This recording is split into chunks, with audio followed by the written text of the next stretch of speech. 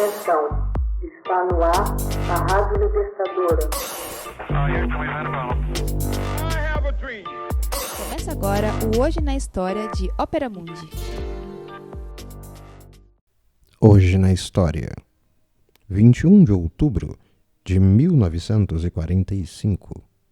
Mulheres votam pela primeira vez para a Assembleia Francesa. Em 21 de outubro de 1945, as mulheres francesas votam pela primeira vez na história de seu país para escolher os deputados da Assembleia Constituinte. Meses antes, em 20 de abril, já tinham votado nas eleições municipais. Em 1946, já constituíam 47% do eleitorado, tendo depositado majoritariamente seus votos nas forças conservadoras moderadas e manifestando-se bastante fiéis ao general Charles de Gaulle, que as havia emancipado eleitoralmente. O voto das francesas resultou de um decreto de 21 de abril de 1944, promulgado pelo governo provisório do general de Gaulle. As mulheres serão eleitoras e elegíveis na mesma condição que os homens, disse de Gaulle. Já não era sem tempo. As francesas estavam entre as últimas mulheres do mundo ocidental a adquirir o direito de votar e de serem eleitas. No Brasil, as mulheres passaram a ter o direito de voto assegurado a partir de um decreto assinado por Getúlio Vargas em 1932. A primeira mulher eleita deputada federal foi Carlota Pereira de Queiroz, que tomou posse em 1934 e participou dos trabalhos da Assembleia Nacional Constituinte. Nos primórdios da democracia francesa, no século XIX, o direito de voto estava reservado ao gênero masculino. Considerava-se que as mulheres, as domésticas e os pobres, devido à sua dependência econômica, não estavam em condições de exercer uma escolha livre. Os militares também estavam excluídos do direito de votar, mas por outras razões. Não se desejava que tomassem partido nas lutas políticas, e pelo fato de o exército ter de respeitar o epíteto recebido de o Grande Mudo. Sabe-se que os primeiros votos femininos ocorreram na Córcega. No tempo em que a ilha estava sob a soberania genovesa, as mulheres votavam.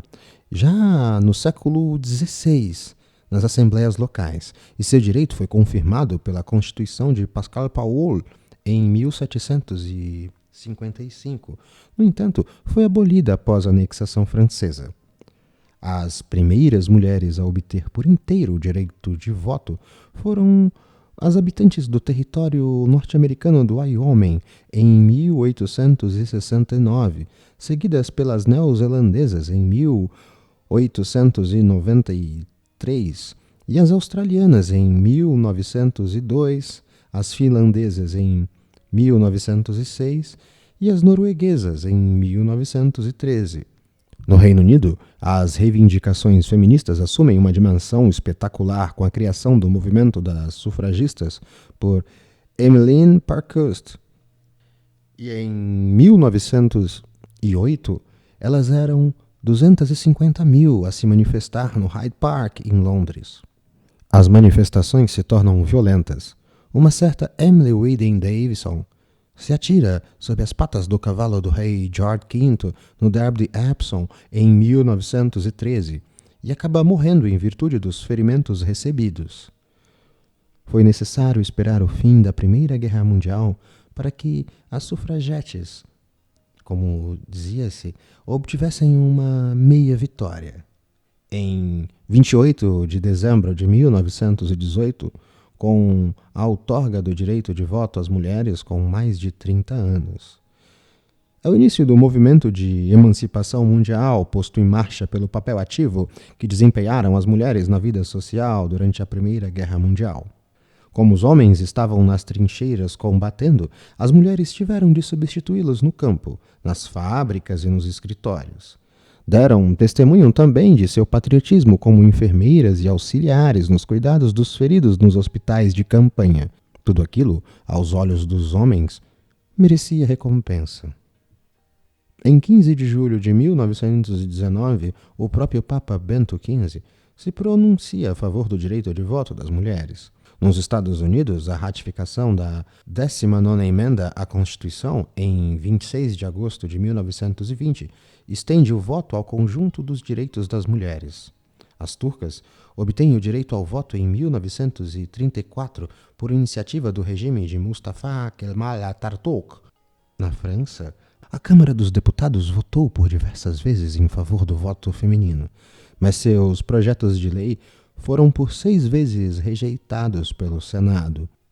Os motivos dos oponentes se deviam a preconceitos pessoais e ao temor de que as mulheres pudessem deixar de reforçar o campo conservador.